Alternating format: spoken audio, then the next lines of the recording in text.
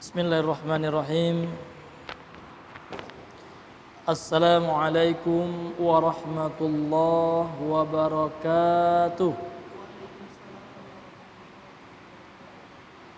Alhamdulillahilladzi arsala rasulahu bil huda wa dinil haqq liyuzhirahu 'alad dini kullihi walau karihal musyrikun.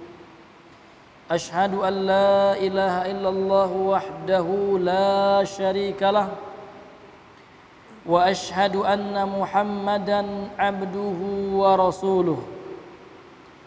Allahumma salli wa sallim wa barik ala nabiyyil karim wa ala alihi wa ashabihi wa sallama tasliman katsira, amma ba'd. فقال الله تعالى في القرآن الكريم: أعوذ بالله من الشيطان الرجيم يا أيها الذين آمنوا اتقوا الله حق تقاته ولا تموتن إلا وأنتم مسلمون. إخواني وأخواتي hadirin wal hadirat, a'azzani Allah wa iyyakum jami'an. Hadirin kaum muslimin, para ikhwan akhwat yang senantiasa semoga selalu dimuliakan oleh Allah Subhanahu wa taala. Marilah kita kembali mengucapkan alhamdulillah, segala puji hanya milik Allah Subhanahu wa taala. Karena Allah Subhanahu wa taala tidak henti-hentinya mengkaruniakan kepada kita nikmat-nikmatnya, nikmat kesempatan, kesehatan, serta nikmat hidayah yang Allah Subhanahu wa taala berikan kepada kita.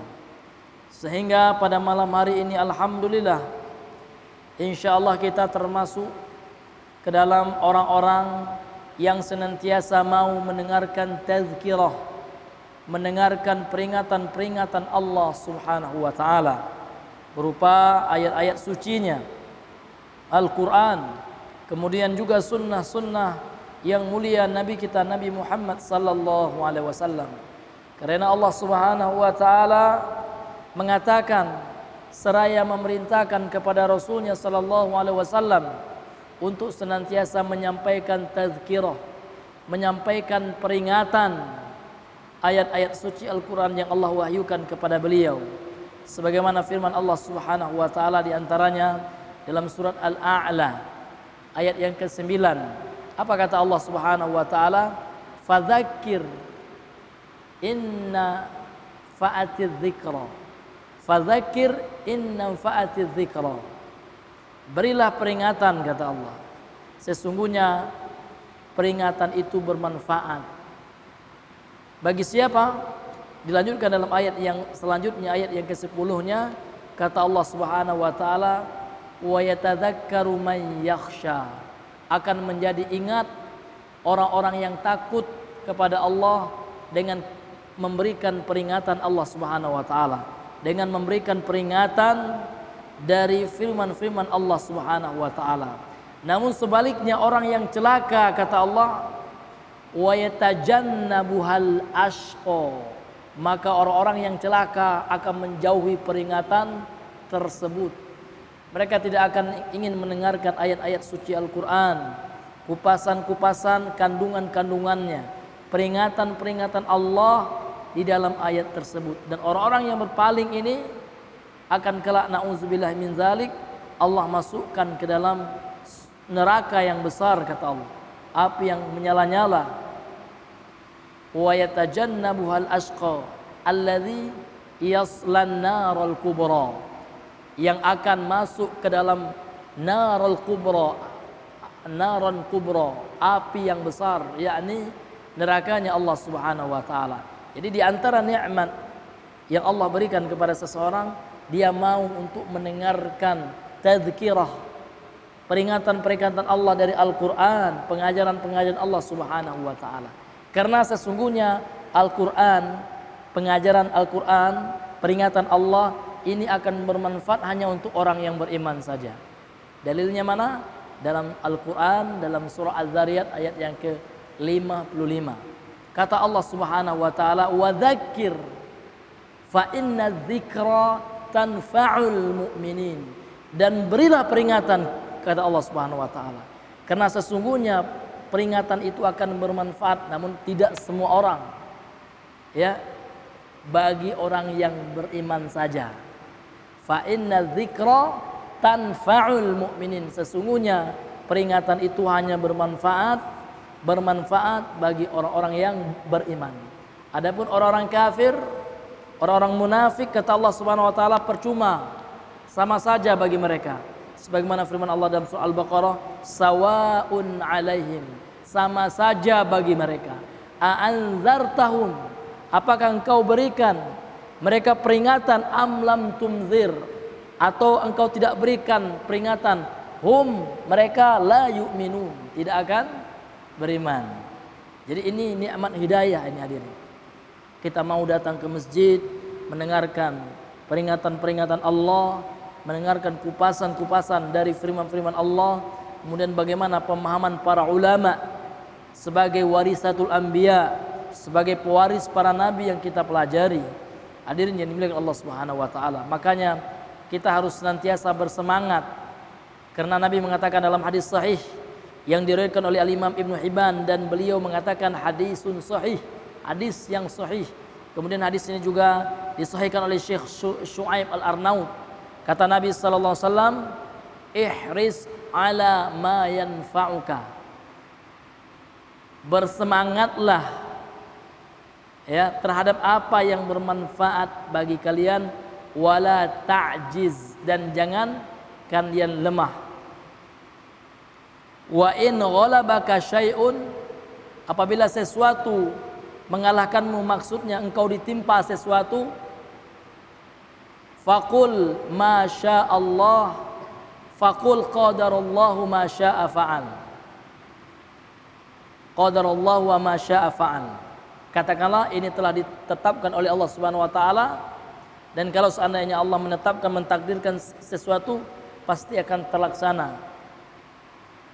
Kalau seandainya Allah menginginkan sesuatu, cukup Allah mengatakan apa Pak? Kun fayakun. Terjadi maka terjadilah. Ya. Wa iyyaka bil law, dan jauhilah perkataan kalau seandainya. Fa innal lawa taftahu amala syaitan, karena kata-kata lau, seandainya, umpamanya, kalau seandainya saya tidak berangkat dengan motor hari Rabu, tentu saya tidak akan kecelakaan. Jangan. Ini adalah perkataan yang kata Nabi sallallahu alaihi wasallam akan membuka amalan syaitan, sehingga manusia tidak mau lagi bersabar terhadap takdir, ketentuan dari Allah Subhanahu wa taala. Jadi haram, Pak. Jangan kita ucapkan kalau seandainya mungkin. Jangan. Ya. Tidak boleh kita mengatakan seandainya, umpamanya, kalau seandainya saya, kecuali ya dalam perkara-perkara agama. Kalau seandainya saya sholat, ya tentulah hari ini ya di akhirat kelak saya tidak akan dibakar oleh Allah Subhanahu wa taala. Ini boleh. Namun perkara-perkara dunia, musibah yang kita terkena, maka tidak boleh kita menggunakan kata lau. Ya lau itu artinya seandainya, jikalau, umpamanya gitu. Ini yang harus kita jauhi. Thayyib, hadirin yang dimuliakan oleh Allah Subhanahu wa taala, kita kembali melanjutkan pembahasan pengajian kita, sebuah kitab yang berjudul Syarhu Fadlil Islam. Syarah itu artinya penjelasan tentang keutamaan agama Islam. Ya, pada pertemuan kita yang lalu kita telah masuk kepada, kalau dalam buku terjemahannya halaman yang keberapa Pak? Ya, halaman yang ke-8 ya Pak ya. Ya, ini bisa dilihat bukunya. Ya. Kalau yang buku yang ada sama antum, halaman yang ke-8. Kita masih membahas penjelasan daripada pensyarah buku ini, Dr. Syekh Shalih Al Fauzan hafizahullahu taala ketika beliau menjelaskan firman Allah yang dinukilkan oleh penulis matannya Syekh Muhammad At-Tamimi ketika menjelaskan surat Yunus ayat yang keempat ya pada pertemuan yang lalu.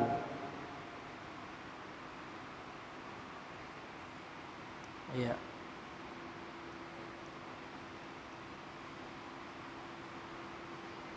Qala syarihu hafizahullahu taala, berkata pensyarah yang semoga selalu dijaga oleh Allah Subhanahu wa taala.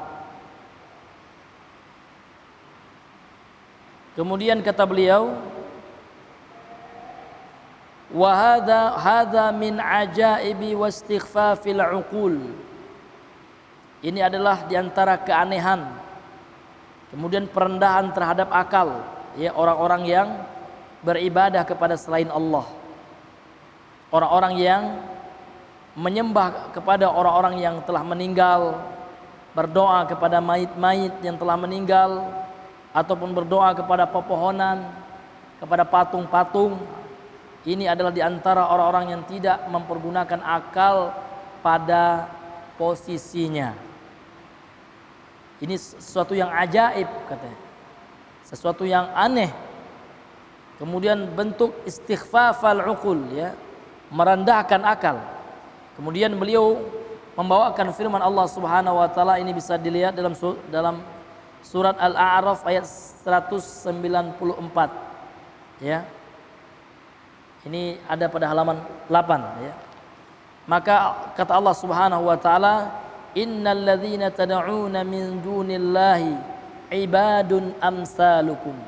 Sesungguhnya yang kalian sembah selain Allah itu adalah hamba-hamba semisal dengan kalian, adalah para makhluk, adalah hamba Allah juga. Patung yang kalian sembah, orang meninggal, orang soleh yang kalian agungkan, lantas kalian berdoa, bernazar kepada orang soleh itu, maka mereka itu kata Allah ibadun amsalukum, adalah hamba-hamba yang sama dengan kalian.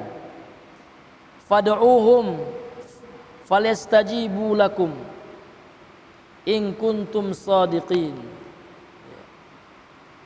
Dan berdoalah kepada mereka itu kata Allah Subhanahu wa taala ya. Apakah mereka bisa menjawab, memperkenalkan doa-doa kalian itu? In kuntum shadiqin, jikalau seandainya kalian benar. Jadi tidak akan bisa hadirin yang dimuliakan oleh Allah Subhanahu wa taala. Karena yang bisa menjawab doa seseorang itu hanyalah Allah Subhanahu wa taala. Maka siapapun dari makhluk Allah ini yang seseorang berdoa meminta kepadanya, maka sekali-kali dia tidak akan bisa mengkabulkan doa siapa saja yang berdoa kepadanya, hadirin yang dimuliakan oleh Allah Subhanahu wa taala. Karena memang mereka tidak memiliki wewenang kuasa untuk mengkabulkan doa. Karena zat satu-satunya yang bisa mengkabulkan doa itu hanyalah Allah Subhanahu wa taala. Kemudian hadirin yang dimuliakan oleh Allah Subhanahu wa taala, kita sekarang masuk kepada syarah penjelasan dari firman Allah Subhanahu wa taala dalam surat Al-Hadid ayat yang ke-28. Ya. Surah Al-Hadid ayat yang ke-28.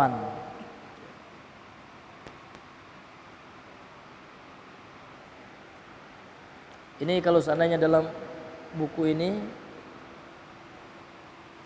ya ini agak beda ya.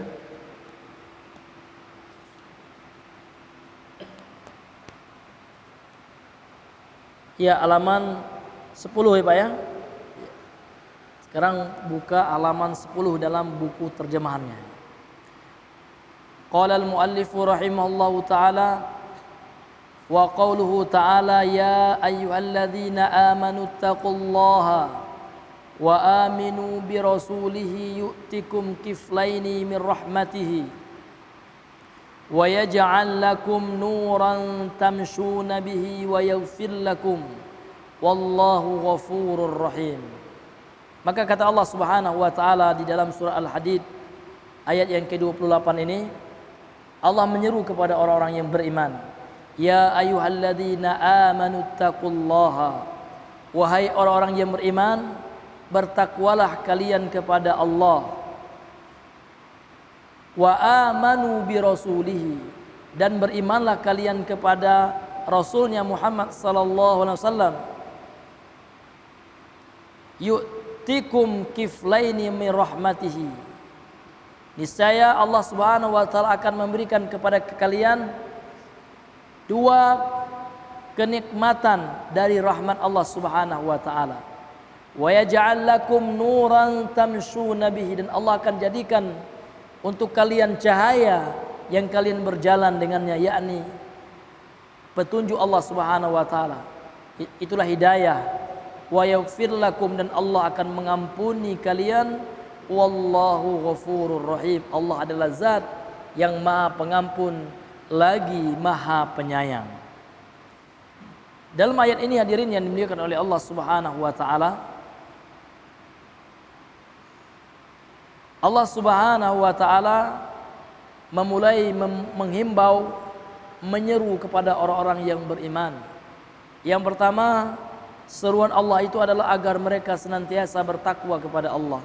Ittaqullaha, kata Allah, bertakwalah kalian kepada Allah. Wa amanu bi rasulihi, dan berimanlah kalian kepada Rasulnya sallallahu alaihi wasallam. Kalau seandainya kalian bertakwa kepada Allah dan beriman kepada Rasulnya sallallahu alaihi wasallam, yu'tikum kiflaini min rahmatihi, niscaya Allah Subhanahu wa taala akan memberikan kepada kalian dua kesenangan dari rahmatnya. Kemudian Allah akan jadikan bagi kalian cahaya yang kalian berjalan dengan cahaya tersebut, yakni petunjuk Allah. Artinya Allah akan memberikan hidayah kepada engkau. Namun syaratnya apa, Pak? Bertakwa kepada Allah, kemudian beriman kepada nabinya, Nabi Muhammad sallallahu alaihi wasallam. Kemudian Allah akan mengampuni dosa kalian. Wa yaghfir lakum. Kemudian Allah adalah zat yang maha pengampun lagi maha penyayang. Kemudian kata beliau, kata pensyarah buku ini Syekh Shalih Al Fauzan hafizahullah taala, al-ayatul ula, ayat yang pertama ya, pada pembahasan kita yang pertama pada surah Al-Maidah ayat yang ketiga, al-yauma akmaltu lakum dinakum, ya. Pada hari ini telah aku sempurnakan bagi kalian agama kalian. Jadi ini kata beliau adalah khitabun lil mu'minin. Ayat ini adalah untuk orang-orang yang beriman. Wal ayatus tsaniyah, dan ayat yang kedua dalam surat Yunus ayat 104, ya. Qul ya ayyuhan nasu in kuntum fi syakkin, katakanlah wahai Muhammad, wahai manusia, kalau seandainya kalian di dalam keraguan. Ini ayat ini khitabun, ya, arah bicara Allah adalah diperuntukkan lil musyrikina wal wasaniyin. Untuk siapa, Pak? Untuk orang-orang musyrikin dan penyembah patung, ya. Diambil dari kata wasan, itu adalah patung artinya. Wa hadhil ayat, dan ayat ini ya, ayat yang akan kita bahas, akan kita jelaskan penjelasannya berdasarkan apa yang dituliskan oleh Syekh Shalih Al Fauzan ya dalam surat Al-Hadid ayat yang ke-28 ini, ya ayyuhalladzina amanu khitabun li ahlil kitabi minal yahudi wan nasara. Ayat ini adalah sebagai, ya, pembicaraan Allah, arah bicaranya adalah untuk orang-orang ahlul kitab dari golongan Yahudi dan Nasrani. Ittaqullaha wa aminu bi rasulihi, bertakwalah kalian kepada Allah dan berimanlah kalian kepada Rasulnya yang terakhir, yaitu siapa, Pak? Nabi Muhammad sallallahu alaihi wasallam. Jadi ini ya asbabul nuzul, ya, sebab turunnya ayat surah Al-Hadid yang akan kita bahas ini, sebab turunnya diantaranya adalah untuk orang-orang ahlul kitab dari orang Yahudi dan Nasrani, karena sebagian mereka dahulu ada yang masih mempertahankan akidah tauhid mereka, yang tidak mempersekutukan Allah dengan Nabi Isa. Kemudian orang-orang Yahudi mereka masih mempertahankan tauhid mereka dan tidak mempersekutukan Allah Subhanahu wa taala. Jadi Allah Subhanahu wa taala berkata, wahai orang-orang yang beriman, kalau seandainya betul keimanan kalian kepada Allah, kalau seandainya kalian betul-betul beriman kepada Allah Subhanahu wa taala, maka bertakwalah kalian kepada Allah. Karena takwa dalam artian kata, makna umum dari takwa itu adalah mengerjakan apa yang diperintahkan oleh Allah dan menjauhi meninggalkan apa yang dilarang oleh Allah Subhanahu wa taala. Kalau kalian bertakwa, kalian mau menjalankan perintah Allah Subhanahu wa taala, maka aminu bi rasulihi, maka berimanlah kalian terhadap rasulnya yang terakhir. Ini ujian bagi orang ahlul kitab. Jadi kalau seandainya ahlul kitab itu mereka tidak mempersekutukan Allah dengan Isa, kalau dia Nasrani, Kristen, kemudian kalau seandainya dia tidak mempersekutukan Allah dengan Uzair, karena keyakinan orang Yahudi yang musyrik itu, mereka mengatakan, disebutkan oleh Allah di dalam Al-Quran, mereka mengatakan Uzair ibnullah, Uzair adalah anak Allah. Di situ letak kesyirikannya. Namun ya masih ada di antara orang-orang ahlul kitab ini yang masih murni, yang tidak mempersekutukan Allah Subhanahu wa taala. Mereka lah yang dipanggil oleh Allah Subhanahu wa taala awal pertama kali diturunkannya ayat ini. Ini adalah ujian bagi mereka. Kalau seandainya mereka beriman kepada Allah, maka konsekuensinya mereka harus beriman kepada Rasul sallallahu alaihi wasallam.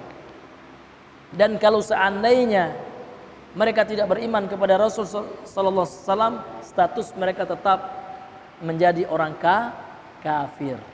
Meskipun mereka tidak mempersekutukan Allah, meskipun mereka tidak berbuat syirik, namun tatkala mereka tidak beriman kepada Nabi Muhammad sallallahu alaihi wasallam, tidak beriman terhadap kenabian dan kerasulan beliau, maka statusnya tetap kafir. Karena syarat mutlak orang menjadi muslim itu adalah dia harus mengucapkan, meyakini serta mengamalkan dua kalimat syahadat. Tidak cukup satu aja. Tidak cukup kita mengucapkan asyhadu an la ilaha illallah. Ini adalah kalimat adalah tentang pentauhidan kepada Allah. Kita meyakini tidak ada sesembahan Tuhan yang berhak disembah, diibadahi selain Allah Subhanahu wa taala, secara benar selain Allah Subhanahu wa taala. Tidak cukup ya. Maka dia harus meyakini wa asyhadu anna Muhammadar Rasulullah. Dia harus meyakini dan mempersaksikan bahwa sesungguhnya Nabi Muhammad itu adalah utusan Rasul Allah. Karena sekarang ya ada beberapa orang teman yang berbicara, yang ngasih informasi ya, ada salah satu sekte dari sekte Kristen Nasrani ya, yang mana mereka mengatakan Isa bukan anak Tuhan. Ya, kemudian mereka tidak merayakan Natal, tidak ada menyembah salib ya. Ini yang dikenal dengan sekte apa namanya itu? Yehuza apa tempatnya ya, saya agak lupa itu. Saya pernah lihat di media sosial juga. Kemudian ada teman ya yang mengatakan dia punya markas atau punya kantor di Kota Baru gitu. Kemudian suka mendatangi rumah orang ya kan. Kemudian ngasih buku gitu tentang ajaran agama mereka. Mereka mengatakan tidak mengatakan Yesus anak Tuhan, kemudian juga tidak memakai salib, tidak mempercayai Yesus disalib ya. Ya, kemudian ada kesamaan dengan Islam gitu. Nah, ini bahaya. Mereka ingin menarik umat Islam, memurtadkan umat Islam. Ya, sehingga mereka mengatakan kami tidak mempersekutukan Allah, kami tetap mengatakan Tuhan itu Esa. Yesus bukan anak Allah katanya. Nauzubillah min zalik. Namun kesalahan mereka tetap statusnya kafir. Karena apa, Pak? Karena tidak meyakini Nabi Muhammad sallallahu alaihi wasallam. Karena tidak cukup. Ya kan, hanya mengesahkan Allah namun tidak percaya kepada kenabian Rasulullah, kerasulan Rasulullah, tetap statusnya kafir, ya. Dalilnya banyak sekali, di antara hadis sahih Muslim yang sering saya sampaikan, yang mana Nabi pernah bersabda, la yasma'u bi ahadun min hadhil ummah yahudiyan kana aw nasraniyan summa yamutu wa lam yu'min bima ursiltu bihi kana min ashabil jahim. Tidaklah umat ini mendengarkan kepadaku, kata Nabi, mendengarkan apa yang aku sampaikan, meskipun umat itu berasal dari Nasrani ataupun Yahudi, kemudian meninggal, walam yu'min bima ursiltu bihi, kemudian tidak beriman terhadap risalah yang aku diutus dengannya. Artinya tidak mengimani Rasulullah sebagai Rasul, tidak mengimani Nabi Muhammad sebagai Nabi. Kana min ashabil jahim, kalau seandainya dia meninggal, pasti ini dipastikan dia masuk ke dalam neraka jahanam. Maka untuk itu hadirin yang dimuliakan oleh Allah Subhanahu wa taala, ya kita harus memperkokoh tauhid kita untuk bisa kita membedakan ya mana ya perkara-perkara yang bisa membatalkan keimanan dan keislaman seseorang. Baik, kita lanjutkan.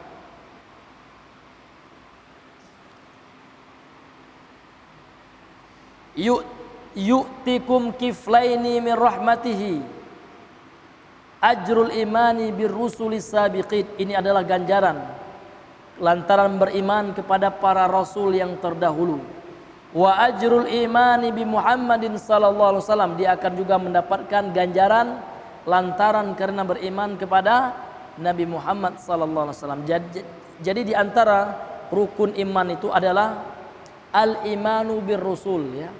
Tidak hanya beriman kepada Nabi Muhammad ya, umat Islam itu Pak, ini wajib beriman kepada seluruh para nabi yang telah diutus oleh Allah Subhanahu wa taala. Namun rasul yang terakhir yang menyempurnakan setiap risalah syariat nabi-nabi yang terdahulu adalah Nabi Muhammad sallallahu alaihi wasallam. Ketika datang syariat Nabi Muhammad, maka syariat nabi sebelumnya itu telah terhapus, tidak lagi berfungsi gitu. Sampai-sampai suatu ketika disebutkan dalam hadis Sahih Bukhari, Umar bin Khattab memegang Taurat, maka kata Nabi sallallahu alaihi wasallam, ya da hadhi, tinggalkan ini. Laukana Musa hayyan, kalau seandainya Nabi Musa itu hidup, maka dia akan mengikuti syariatku, kata Nabi Muhammad sallallahu alaihi wasallam. Ini hadirin.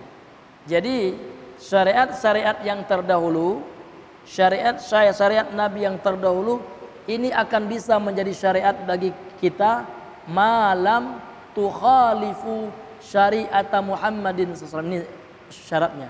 Kalau seandainya tidak menyelisihi syariat Nabi Muhammad sallallahu alaihi wasallam. Contohnya Pak, syariat Nabi Musa sebagaimana yang jelaskan dalam Al-Quran, kalau seandainya umatnya berbuat syirik, berbuat maksiat, kemudian ketika mereka ingin taubat, maka faqtulu anfusakum, kata Allah. Allah menyuruh mereka, kalau seandainya kalian ingin taubat, maka kalian harus bunuh diri. Dan syariat itu tidak lagi berlaku ya pada syariatnya Nabi Muhammad SAW. Maka kalau seandainya ada sekarang orang ya yang berdalilkan dengan syariat Nabi terdahulu dan itu bertentangan dengan syariat Nabi Muhammad, tentu syariat itu telah diamandemen gitu Pak ya. Itu istilah kenegaraan ya. Kalau istilah agamanya telah dimansuh, telah dihapus hukumnya dan digantikan dengan syariat Nabi Muhammad sallallahu alaihi wasallam. Karena ada juga sebagian kaum muslimin yang enggak paham ya. Kami ini meninggalkan keluarga kami 40 hari seperti Nabi Ibrahim ya meninggalkan Siti Hajar katanya. Hajar istrinya di padang pasir. Ya kan? Nah, ini kan salah kaprah. Yang pertama, Allah memerintahkan itu kepada siapa? Nabi Ibrahim. Ya. Yang kedua, apakah Allah memerintahkan kepada kita? Tidak. Kemudian yang kedua, di dalam agama Islam syariatnya Nabi Muhammad SAW yang pertama kali yang harus kita dakwahkan itu adalah keluarga kita dan diri kita, itu yang pertama sekali. Ini. Dan kita tidak boleh menzolimi istri kita karena kita memiliki tanggung jawab. Tidak hanya tanggung jawab dalam segi material. Ya, kalau seandainya banyak uang tentu kita bisa kasih uang aja. Kemudian setelah itu kita bebas ya. Mau pergi 4 bulan, 40 hari, ya kan? Namun kewajiban kita terhadap istri adalah juga pendidikannya. Kemudian memberikan nafkah biologis kepada istri. Maka na'udzubillah min zalik, sebagian kaum muslimin yang ya masih mengamalkan hal itu dalam realitanya bisa, dan saya melihat faktanya ya na'udzubillah min zalik, di antara mereka ya ada yang istrinya minta cerai dan lain-lain. Ya, karena memang menyelisih daripada syariat Nabi Muhammad SAW. Kalau seandainya ingin berkorban, maka yang paling besar pahalanya kita berkorban adalah untuk keluarga kita. Itu yang pertama sekali. Buka Sahih Muslim. Apa kata Nabi SAW dalam hadis Sahih riwayat Imam Muslim? Dinarun anfaqtahu fi sabilillah. Dinar harta yang kalian infakkan, yang kalian keluarkan di jalan Allah, kata Rasulullah. Wa dinarun anfaqtahu fi raqabah, dan harta yang kalian keluarkan untuk memerdekakan budak. Wa dinarun tasaddaqta bihi ala miskin, dan harta yang kalian keluarkan untuk fakir miskin. Wa dinarun anfaqtahu ala ahlika, dan dinar harta yang kalian infakkan untuk keluarga kalian. Apa kata Nabi di penghujung hadis ini? A'zamuha ajran indallah, yang paling besar ganjarannya, yang paling besar pahalanya di sisi Allah, allazi anfaqtahu ala ahlika, yang kalian infakkan untuk keluargamu. Itu yang paling besar. Kalau ingin berkorban mendapatkan iman, berkorban untuk keluarga dulu. Ya, karena kan sebagian kaum muslimin menyangka keluar itu untuk mendapatkan iman. Ya, karena untuk mendapatkan iman itu tidak keluar itu sebenarnya. Untuk mendapatkan iman itu adalah kita yang pertama adalah mempelajari iman itu. Iya, kita pelajari akidah, karena iman itu adalah di dalam ilmu akidah gitu. Kita pelajari dan kita amalkan. Kita mempelajari tentang bagaimana mencintai Allah, berharap kepada Allah, takut kepada Allah. Ini dibahas dalam pembahasan akidah. Jadi untuk mendapatkan iman seperti itu, ya kita mempelajari akidah itu. Sebagaimana Nabi mengajarkan akidah ini kepada orang kafir Quraisy selama 13 tahun di kota Makkah. Diajarkan oleh Nabi sallallahu alaihi wasallam, dibenarkan akidahnya. Ya, keimanannya dibenarkan. Karena orang kafir Quraisy dulu ya masih beriman, namun keimanannya itu salah. Tidak sesuai dengan konsep tauhid. Maka dibimbinglah keimanannya tersebut dengan ilmu. Ilmu yang kita maksudkan adalah bukan ilmu fisika, biologi, tidak, Pak. Dengan wahyu Allah, dengan Al-Quran, kemudian dengan sunnah Nabi sallallahu alaihi wasallam, kemudian dengan penjabaran, penafsiran para ulama yang kompeten di bidangnya. Ini hadirin, dengan ilmu. Jadi untuk mendapatkan iman itu yang pertama kita mempelajari ilmu, kemudian yang kedua kita mengamalkannya, kemudian yang ketiga barulah mendakwah. Kan ya jangan terbalik gitu, langsung dakwah macam mana? Tanpa ilmu, maka kita berilmu terlebih dahulu. Sebagaimana Nabi ketika mengutus para sahabatnya untuk berdakwah, tidak seluruh mereka, Pak. Ya, satu-satu siapa yang dianggap pantas oleh Nabi. Contoh Muaz. Karena Muaz adalah sahabat Nabi yang kuat keilmuannya, yang telah banyak bermulazamah dengan Nabi, maka dikirimlah Muaz oleh Nabi ke Yaman. Ya Muaz, dalam Sahih Al-Bukhari, innaka ta'ti qauman min ahlil kitab. Wahai Mu'adz, kata Nabi, sesungguhnya engkau akan mendatangi, akan berjumpa, berdakwah kepada kaum dari ahlul kitab. Faltakun awwala ma tad'uhum ilaihi, maka hendaknya yang pertama kali materi ya yang kau dakwakan kepada mereka adalah ila an yuwahidullah, sampai mereka mentauhidkan Allah, syahadati alla ilallah, yaitu tentang tauhid. Fa inhum ata'uka lidzalika, kalau seandainya mereka mentaatimu, mereka mau menerima pengajaran tauhidmu, fa'alimhum, maka ajarkan kepada mereka wahai Mu'adz, fa innallaha aftarada alaihim khamsa salawatin fi kulli lailin fi kulli yaumin wa lailah. Ajarkan setelah itu kepada mereka, karena Allah Subhanahu wa taala telah mengawajibkan bagi mereka salat 5 waktu. Seterusnya rukun-rukun Islam ini. Nah, inilah metode, materi, kurikulum dari dakwahnya para sahabat yang langsung digembleng, diarahkan oleh Nabi yang mulia sallallahu alaihi wasallam. Tauhid ini perkara yang pertama, Pak. Ya, tauhidlah perkara yang pertama. Bukan hanya sekedar ngajak orang sholat, nggak apa-apa, Pak. Kalau kita mampu, nggak apa-apa.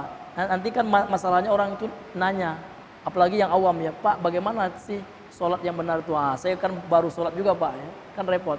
Kalau tidak ada ilmu, gitu. Namun kalau seandainya kita sudah memiliki ilmu yang mapan, ya, yang bisa menerangkan, bisa menjelaskan dengan dalil, kemudian dengan penjelasan para ulama ini, insya Allah, ya, insya Allah tidak apa-apa gitu. Namun yang kita khawatirkan, ya, adalah berdakwah tanpa ilmu, karena kami telah pengalaman gitu.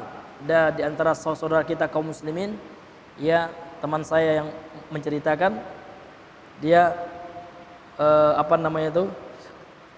bertanya kepada orang yang berdakwah itu, ya, tentang masalah agama.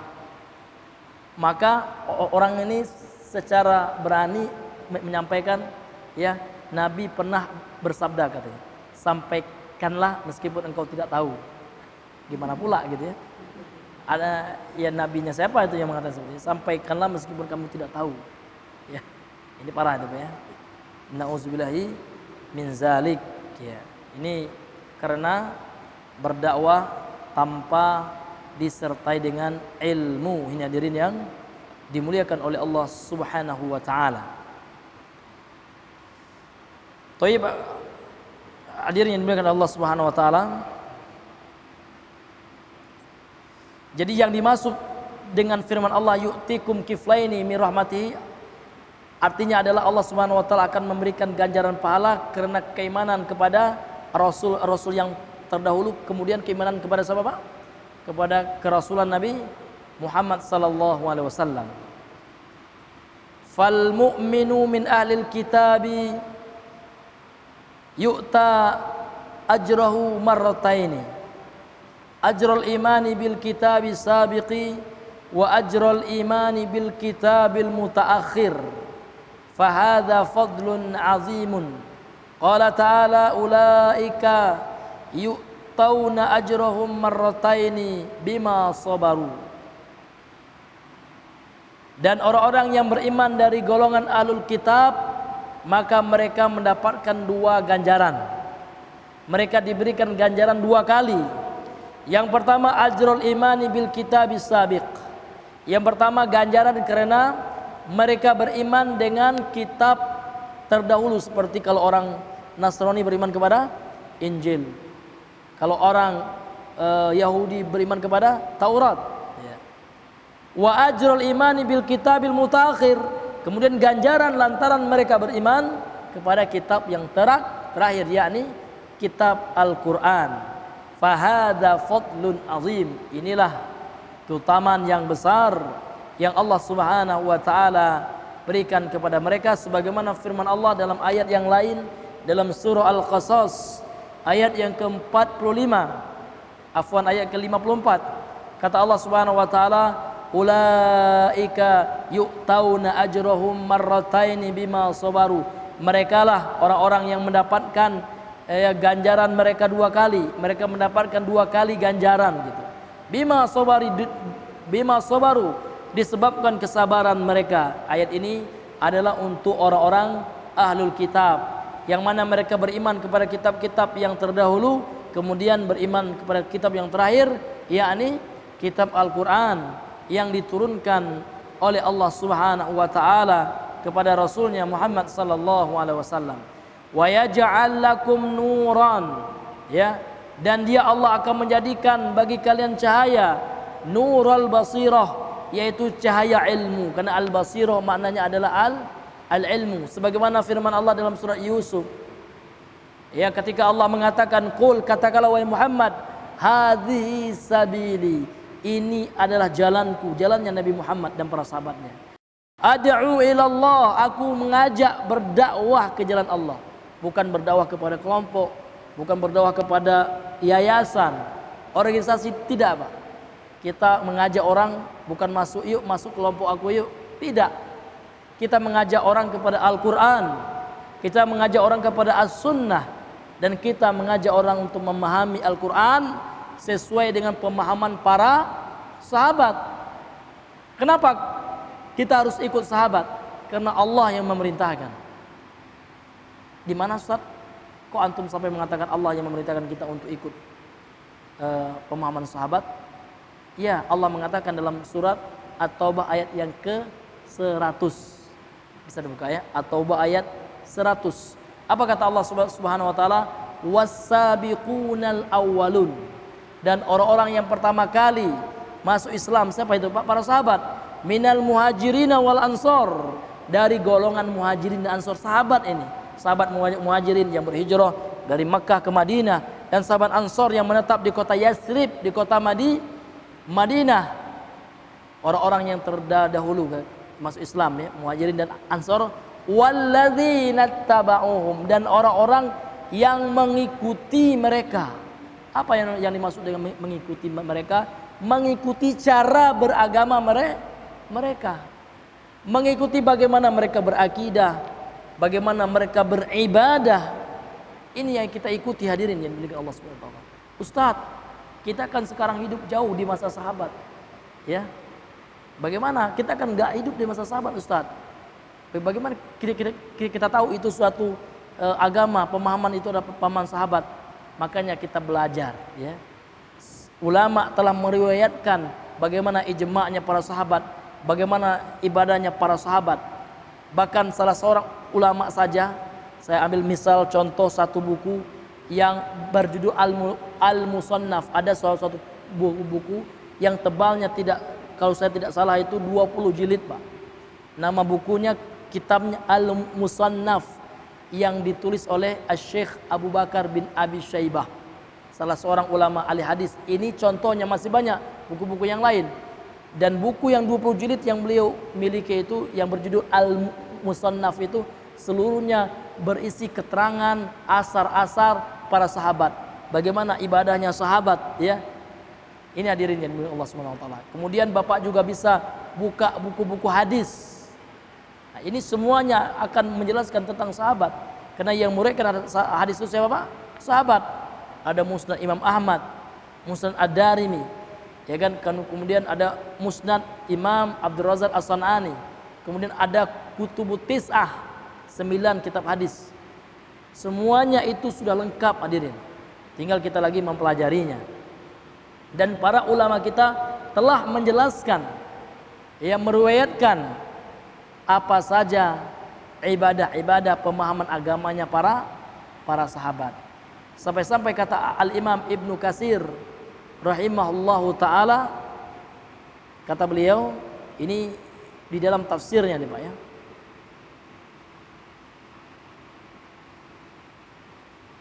Dalam tafsir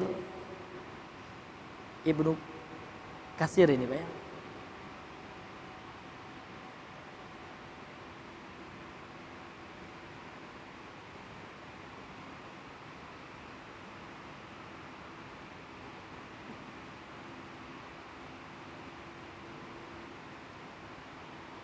Maka kata beliau, Ahlus Sunnati wal Jamaah, Ahlus Sunnah wal Jamaah ini adalah kelompok Islam yang benar ini, Pak. Ia jauh daripada bid'ah. Yaquluna, mereka mengatakan, fi kulli fi'lin wa qaulin, terhadap setiap perbuatan ibadah yang berupa perbuatan dan perkataan. Ya, jadi Ahlussunnah mengatakan, berpendapat seluruh ibadah yang berupa perbuatan, perkataan, lam yasbut anis sahabah, yang tidak diamalkan oleh sahabat, yang tidak ada pada zaman sahabat, huwa bid'ah, inilah bid'ah itu. Ini bukan kata saya nih Pak, ini bisa Bapak lihat di tafsir Ibnu Katsir. Li'annahu law kana khairan, karena sesungguhnya kalau seandainya ibadah itu benar, agama itu benar, la sabaquna ilaih, tentulah para sahabat telah mendahului kita melakukannya. Li'annahum lam yatruku khislatan min khisalil khairi, karena mereka tidaklah meninggalkan suatu kebaikan dalam agama ini illa waqad badaru ilaiha, kecuali mereka telah bergegas untuk mengamalkannya.